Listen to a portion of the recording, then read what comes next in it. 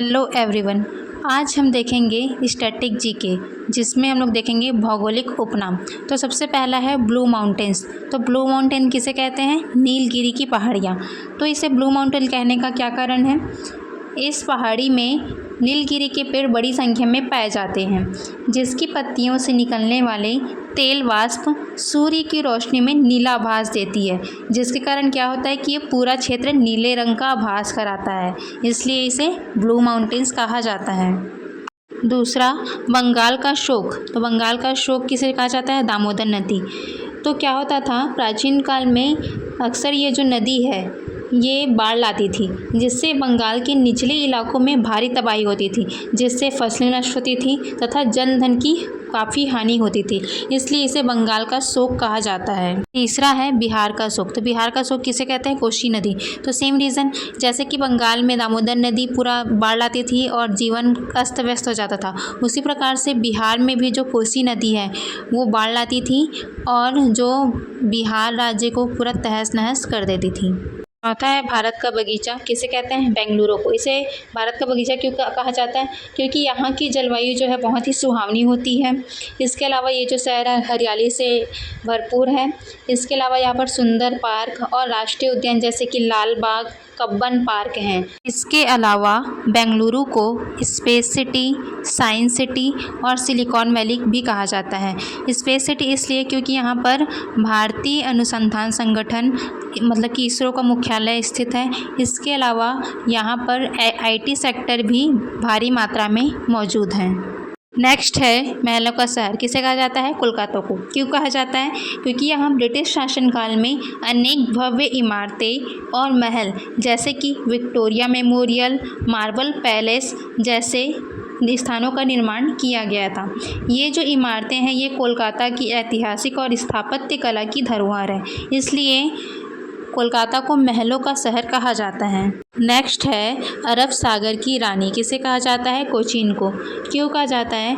क्योंकि ये जो है ये एक प्रमुख बंदरगाह है जो कि अरब सागर से जुड़ा हुआ है। इसकी जो प्राकृतिक सुंदरता, समुद्री व्यापार के योगदान और सांस्कृतिक विविधता इसे विशेष बनाते हैं। अगला है 7 टापुओं का नगर। किसे कहा जाता है? मुंबई को। क्योंकि इसका जो निर्माण है वो 7 छोटे छोटे द्वीपों को जोड़कर किया गया था। ये द्वीप कौन कौन से थे? कोलाबा, मचगांव, वर्ली, माहिम, डोंगरी, पारेले और ईस्ट आइलैंड। बाद में इन द्वीपों को भूमि भराई से जोड़कर एक बड़ा शहर बनाया गया था। इन 7 टापुओं के कारण ही इसे 7 टापुओं का नगर कहा जाता है। नेक्स्ट है पूर्व का स्कॉटलैंड। किसे कहा जाता है? मेघालय। क्योंकि यहाँ की जो पहाड़ियाँ, घाटियाँ, झरने और हरियाली की सुंदरता स्कॉटलैंड से मेल खाती है। खासकर जो शिलांग शहर है इसका जो मौसम और दृश्य यूरोपियन शहरों के तरह लगता है। पर्वतों की रानी मसूरी। क्यों कहा जाता है? क्योंकि मसूरी में एक बेहद ही खूबसूरत हिल स्टेशन है जो कि हिमालय की तलहटी में स्थित है। इसकी ठंडी जलवायु, प्राकृतिक सुंदरता और मनमोहक दृश्य पर्यटकों को अपनी ओर अट्रैक्ट करती है। अगला है भारत का मैनचेस्टर। किसे कहा जाता है? अहमदाबाद। इसे पूर्व का बोस्टन भी कहा जाता है। ये जो मैनचेस्टर ये कहाँ पर स्थित है? ये है ब्रिटेन में, ठीक है। जो बोस्टन है वो यूएसए अर्थात अमेरिका में है। ये जो दोनों जगह हैं ये कॉटन मिल के लिए विश्व प्रसिद्ध है, इसलिए अहमदाबाद को भी पूर्व का बोस्टन और मैनचेस्टर की उपाधि दी जाती है। अगला है काली नदी। किसे कहा जाता है? शारदा नदी को। क्योंकि इसका जो जल रंग है वो काला और गाढ़ा होता है, खासकर मानसून के समय। इसके अलावा इसका जो उद्गम नेपाल के काला पानी क्षेत्र से होता है, जिससे इसे काली नाम भी मिला है। नेक्स्ट है समुद्रपुत्र। किसे कहा जाता है? लक्षद्वीप। क्योंकि जो लक्षद्वीप है वो अरब सागर में स्थित है और इसका जो अस्तित्व है वो समुद्र पर ही निर्भर करता है। नेक्स्ट है मसालों का बगीचा। किसे कहा जाता है? केरल को। क्योंकि यहाँ की जो मिट्टी और जलवायु मसालों की खेती के लिए सबसे उपयुक्त है। यहाँ काली मिर्च, इलायची, दालचीनी, लौंग, जायफल जैसे अनेक मसालों की खेती बड़े पैमाने पर की जाती है।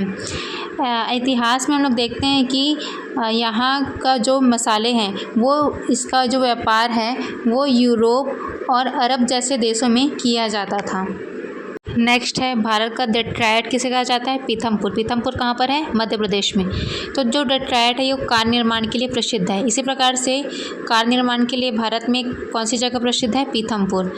नेक्स्ट है त्योहारों का नगर किसे कहा जाता है? मदुरै को। इसे त्योहारों का नगर क्यों कहा जाता है?